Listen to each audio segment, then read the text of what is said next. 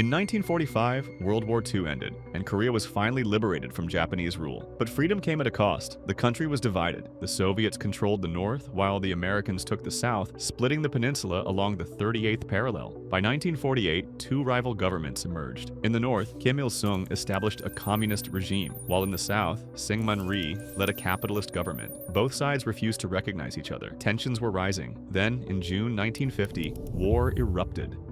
North Korea launched a full-scale invasion, storming across the 38th parallel with 75,000 troops. The South Korean army was caught off guard and overwhelmed. In a matter of days, the capital, Seoul, fell. North Korean forces pushed further, occupying almost all of South Korea except for one last stronghold, Busan. The world watched in shock. But for the United States, this was more than just a war. It was a battle against communism itself. President Harry Truman feared the domino effect. If South Korea fell, who would be next? South Korea pleaded for help. The United Nations responded. But with China's communist government unrecognized and the Soviet Union boycotting the UN, there was no one to veto the decision. The UN authorized military intervention. Led by General Douglas MacArthur, a coalition of 16 nations, mostly American troops, landed in South Korea in July 1950. But at first, they were no match for North Korea's forces and were pushed back. The situation seemed hopeless until reinforcements arrived. Then, in September 1950, MacArthur struck back. He launched a daring amphibious assault at Incheon. The surprise attack cut off North Korean supply lines, forcing their army into a chaotic retreat. In weeks, Seoul was recaptured and South Korea was liberated. But now the UN faced a choice. Should they stop at the 38th parallel or press forward into North Korea? MacArthur wanted more. President Truman hesitated. But in October 1950, he gave the order. UN forces crossed the border, capturing Pyongyang and pushing all the way to the Chinese border at the Yalu River. Then the war took a deadly turn. China warned the UN not to advance further, but when their warnings were ignored, they struck back hard. 250,000 Chinese troops poured into Korea, ambushing UN forces in a devastating counterattack. The UN army was forced into retreat, suffering massive casualties. By January 1951, Seoul fell again. The war had come full circle. MacArthur wanted to escalate the conflict, even proposing nuclear strikes on China, but Truman refused. MacArthur defied orders and was fired. With the war at a stalemate, peace talks began in July 1951, but they dragged on for 2 years while fierce battles continued on land and in the skies, where American pilots fought Soviet pilots disguised as Chinese forces. Finally, in July 1953, after years of bloodshed, a ceasefire was signed at Panmunjom. The war ended, but without victory. Korea remained divided, and a demilitarized zone, DMZ, was established, a tense border that still exists to this day. The Korean War was one of the deadliest conflicts of the Cold War, leaving millions dead, but it was never officially declared over. We're on the road to 1,000 subscribers. Be part of the journey. Subscribe and turn on the bell so you don't miss the next epic history video.